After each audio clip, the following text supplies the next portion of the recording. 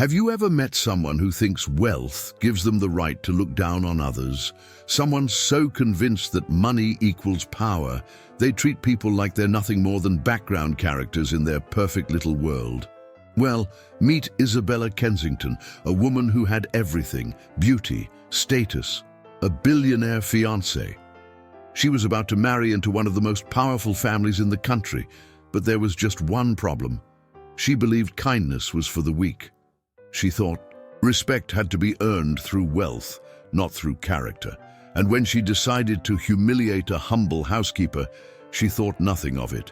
But what she didn't know was that fate has a cruel sense of irony, because in just a matter of moments, everything she built, her reputation, her future, her perfect life, would come crashing down in the most unimaginable way. And the woman she once humiliated, she would be there to witness every second of Isabella's downfall. Stay with me until the end, because this story is proof that life always humbles those who refuse to humble themselves. And trust me, you won't believe how this one ends. The late afternoon sun bathed West Hill Heights in a golden hue, casting long, elegant shadows over the gated mansions that lined the boulevard. At the very end of the most prestigious street stood the Caldwell estate, a towering masterpiece of marble and glass, where wealth whispered through every imported chandelier and velvet curtain.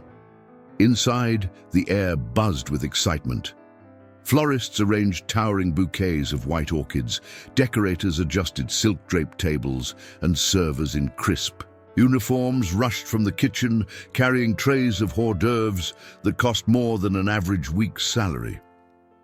It was a grand spectacle, all in preparation for the wedding of the year. At the center of it all was Isabella Kensington, the soon-to-be Mrs. Caldwell, tall, statuesque, with platinum blonde waves cascading down her back. She moved through the room like royalty inspecting her kingdom. Every detail had to be perfect, because Isabella only accepted perfection. But then there was Martha Evans, a woman of quiet resilience. Martha had been the Caldwell family's housekeeper for over 20 years. Her dark skin, short coiled hair, and warm brown eyes had witnessed more in this house than most would ever know. She had raised a son while working double shifts, had lost a husband to illness without ever missing a day's work, and had watched Ethan Caldwell, the groom-to-be, grow from a bright-eyed boy into the man he was today. As she dusted the massive crystal chandelier in the grand foyer, Martha worked with the same dedication as always, unseen, unacknowledged, until Isabella entered the room. The bride's emerald green eyes swept over Martha like a stain on fine silk. She stopped in her tracks, her nose wrinkling. "What is she doing here?" One of the wedding planners, a nervous young woman with a clipboard, hesitated. "She's just finishing up some last-minute..."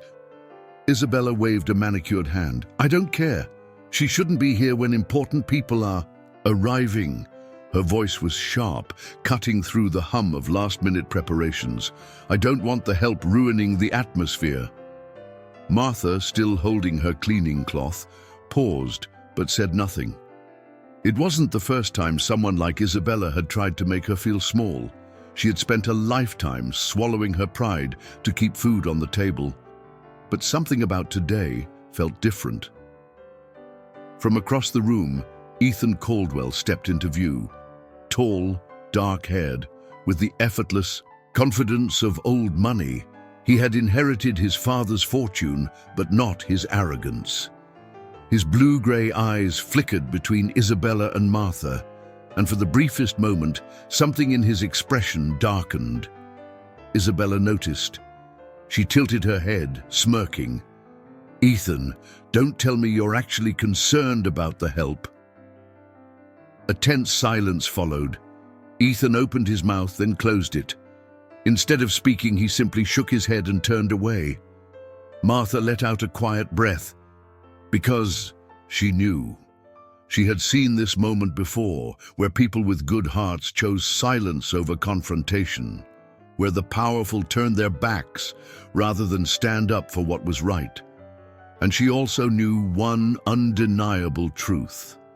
Fate always has a way of humbling the proud. Morning light streamed through the floor-to-ceiling windows of the Caldwell estate, spilling golden hues across the polished marble floors.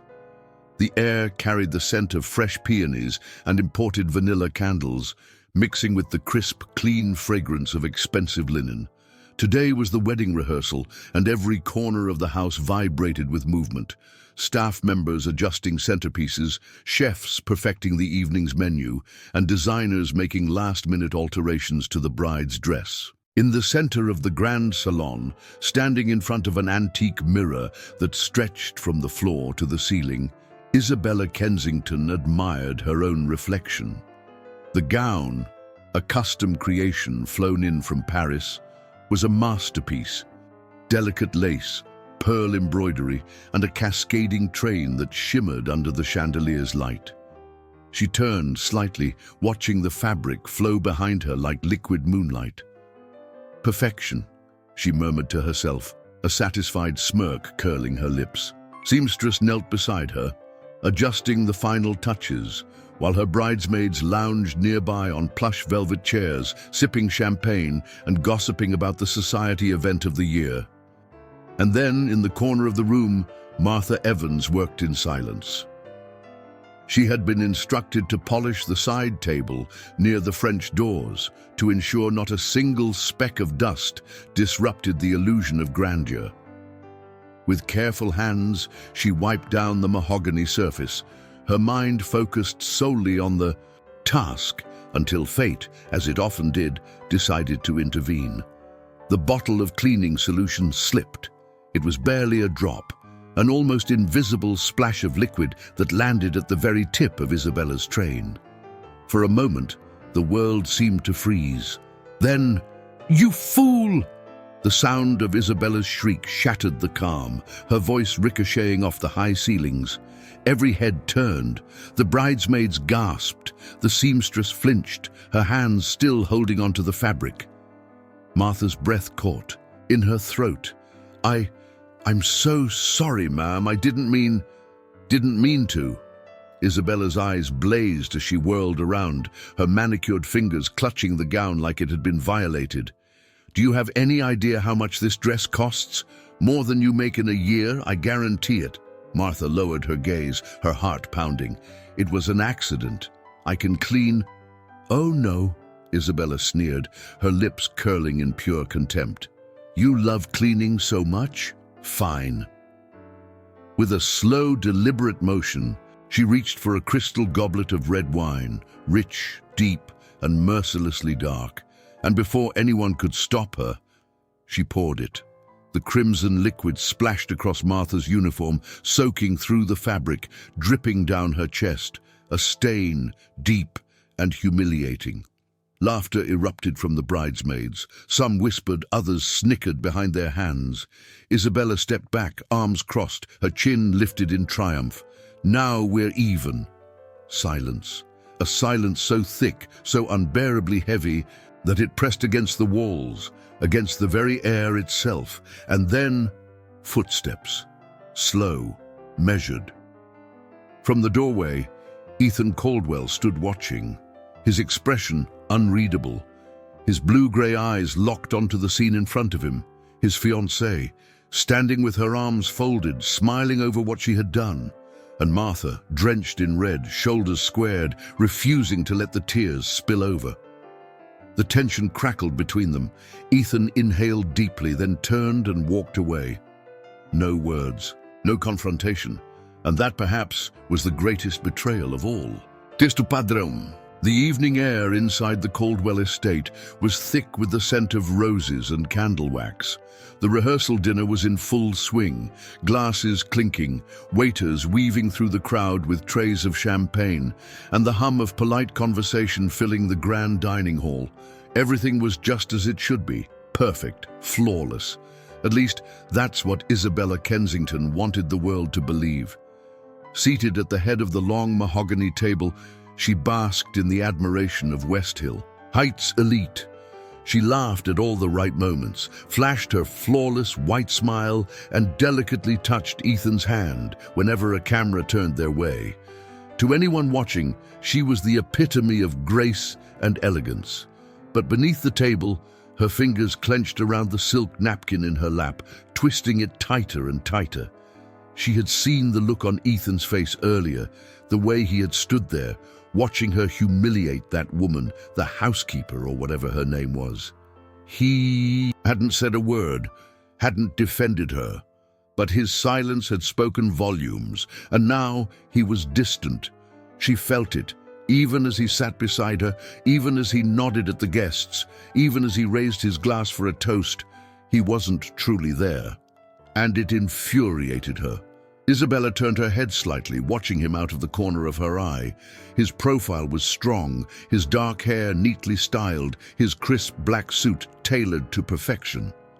Ethan Caldwell was a man who had everything, a man who should have been grateful. She leaned in, her voice smooth as silk. "You've been quiet all evening, darling." Ethan barely glanced at her. "Just thinking." Her smile tightened. "About what?" For the first time, he truly looked at her, and there was something behind his blue-gray eyes, something she couldn't quite place. "I just realized something today," he said, his voice calm, measured. She raised an eyebrow. "And what's that?" He took a slow sip of his champagne before setting the glass down. Then, without breaking eye contact, he said, "That kindness isn't something you can fake." Her stomach twisted. For a moment, her mask slipped, but just for a fraction of a second. No one else saw it. No one else noticed the way her jaw tensed or the way her fingers dug into the napkin, but Ethan did, and she knew it. The guests continued laughing, oblivious to the crack forming in the golden facade of their perfect engagement. The music played on, the candles flickered, and Isabella smiled through it all, but deep down she knew, for the first time since she met Ethan Caldwell, she was losing control. The grand cathedral of St. Augustine stood like a monument to old wealth, its towering stained glass windows casting jewel-toned reflections across the polished marble floor. Rows of golden chairs lined the aisle, filled with the most powerful names in West Hill Heights, CEOs, politicians, celebrities, all gathered to witness what was supposed to be the wedding of the century. Outside, paparazzi fought for the best angle, eager to capture the moment Isabella Kensington became Mrs. Caldwell. Inside, the air was thick with anticipation. At the altar, Ethan Caldwell stood motionless. His suit was impeccable, his expression unreadable. His hands hung loosely at his sides, fingers slightly curled, like he was holding onto something invisible, something heavy. The organ's melody swelled, and all heads turned as the cathedral doors creaked open. There she was, Isabella, a vision in white. Her gown shimmered under the golden light, a masterpiece of silk and delicate lace. Her hair was styled in perfect waves, her makeup airbrushed to flawlessness. Every detail had been meticulously planned. Every step she took dripped with confidence. She knew the power she held in this moment. She knew that every woman in the room envied her. She knew that this was the culmination of everything she had ever worked for. She didn't see the tension in Ethan's jaw. She didn't notice the way his breath hitched as she reached him, how his fingers twitched slightly when she took his. Hands in hers, she only saw victory. The priest's voice echoed through the cathedral. "We are gathered here today." Isabella barely listened. Her heart pounded, not with love, but with triumph. She had won. The priest continued, his voice a rhythmic hum in the background. The moment was coming, the moment when Ethan Caldwell would be hers, officially, permanently. She braced herself for it, eyes gleaming as she stared up at his chiseled features. Then, the question. Do you, Ethan Caldwell, take Isabella Kensington to be your lawfully wedded wife? A heartbeat passed, then another. The room held its breath. Isabella's smile faltered, just for a second, just for a flicker of a moment, because he wasn't answering. Her fingers tightened around his. He was supposed to say yes. He was supposed to seal her fate. Instead, Ethan slowly pulled his hands away. A murmur rippled through the crowd. Someone in the back gasped. Isabella's world tilted. Ethan's voice, when it finally came, was calm. Too calm. "No, I don't." The words crashed over the room like a thunderclap. Isabella blinked, frozen. Her breath caught somewhere between her chest and her throat. The whispers grew louder. The priest stammered. Her vision blurred at the edges. This wasn't happening. This couldn't be happening. She forced a laugh, a sharp, humorless sound. "That's not funny, Ethan." But he wasn't laughing, and suddenly she saw it. The look in his eyes, not anger, not regret. Clarity. He turned slowly and let his gaze drift past the sea of wealthy guests, past the elaborate floral arrangements, past everything designed to make this moment perfect, until his eyes landed at the very back of the cathedral, where Martha Evans stood among the staff watching. She wasn't dressed in silk or lace. She wasn't adorned in diamonds. She wasn't meant to be seen. But Ethan saw her, and in that instant, Isabella understood. This was never about Martha. This was about what she represented: integrity, respect, a kindness that couldn't be bought, everything Isabella lacked. The weight of it all sank in. And before she could stop herself, before she could salvage what little dignity she had left, the truth ripped through her like a blade. She had not won. She had never won. The silence inside St. Augustine's Cathedral was deafening. The moment Ethan Caldwell uttered those three words, "No, I don't," the air shifted, heavy with disbelief. Then came the murmurs, the gasps, the cameras flashing as reporters scrambled to capture the most shocking wedding scandal of the decade. But none of it compared to the look on Isabella's face. Her perfect world, the one she had meticulously crafted, controlled, and commanded, was unraveling right in front of her. "Ethan," she whispered, her voice low, frantic. "You don't mean that." He took a slow step back, shaking his head. His expression wasn't angry. It wasn't even regretful. It was final. "I do," he said, "and that's the only vow I'm willing to make today." The weight of his rejection crashed down on Isabella like a collapsing building. She turned, wild-eyed, toward the audience, expecting someone, anyone, to come to her defense, to fix this. But the crowd only stared. Her father, Nathaniel Kensington, sat, frozen in the front row, his fingers clenching around the armrests of his chair, his jaw so tight it looked carved from stone. Her mother, usually the picture of grace, covered her mouth with trembling fingers, mortified. The murmurs were no longer just whispers. They were judgments. Did he really just leave her at the altar? I knew she wasn't as perfect as she pretended to be. Did you hear what she did to the housekeeper? No wonder he changed his mind. The blood drained from Isabella's face. Her humiliation was now public record. She turned back to Ethan, eyes blazing. "You will regret this," she hissed under her breath. "You'll regret embarrassing me like this." But Ethan didn't flinch. He just exhaled, like a weight had finally lifted off his shoulders. "I already regret not seeing who you really were sooner." And with that, he turned and walked away. The room erupted into chaos. The whispers turned into full-fledged conversations. Guests rose from their seats, unsure of what to do. Some pulled out their phones, already spreading the news, and Isabella Kensington, the woman who had once held the world in the palm of her hand, stood alone at the altar.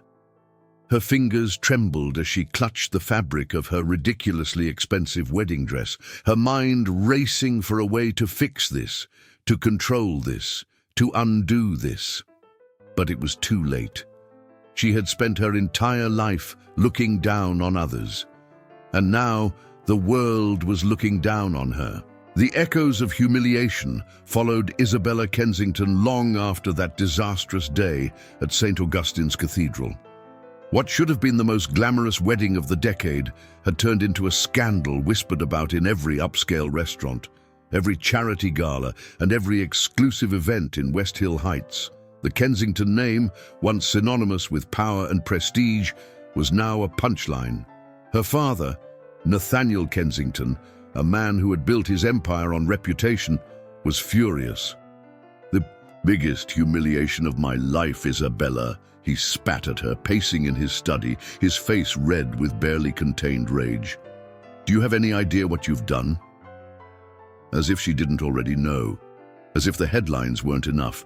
As if the stares, the whispers, the sudden withdrawal of invitations from high society events weren't evidence enough that she had fallen from grace. And then came the final blow. Nathaniel folded his arms, his tone cold, detached. "You're on your own." She blinked. "What?" "I won't have my name associated with your mess. You'll figure things out, like the rest of the world does." Her breath hitched. She had never needed to figure things out before. Her life had always been lined with privilege. But now, the accounts were frozen. The luxurious penthouse she had always assumed would be hers was suddenly out of reach. Even her so-called friends, the women who once adored her, envied her, followed her every move, had distanced themselves. The phone, calls stopped, the messages dried up. Isabella Kensington had become an afterthought, and so, for the first time in her life, she had no choice but to work. 8 months later, the scent of expensive perfume and freshly steamed fabric filled the air of Lancaster Boutique, one of the most exclusive designer stores in the city. Soft jazz played overhead, and the lighting was just dim enough to make everything and everyone look more expensive than they really were. Isabella stood behind the sleek glass counter, smoothing the hem of her sales associate uniform. A job at a boutique, serving the very people she used to look down upon. The irony was suffocating.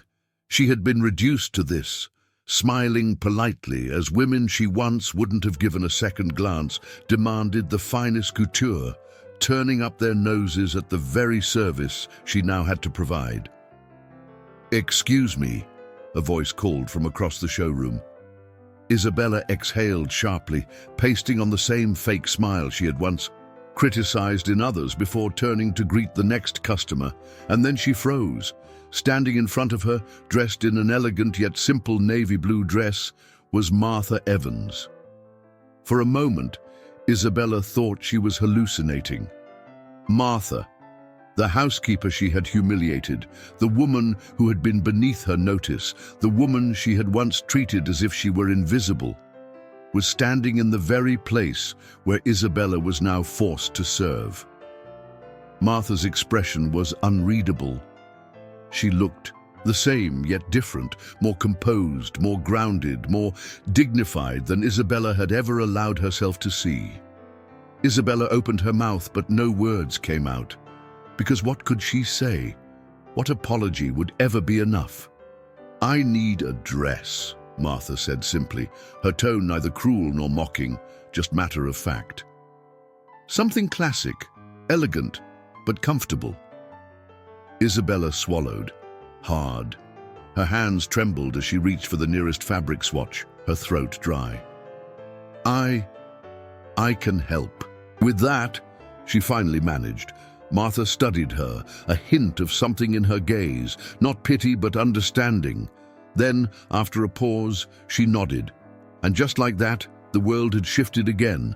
Not with laughter, not with humiliation, not with some dramatic act of revenge, but with fate doing exactly what it always does, teaching the proud what it means to fall and showing the fallen that there is always a lesson waiting to be learned.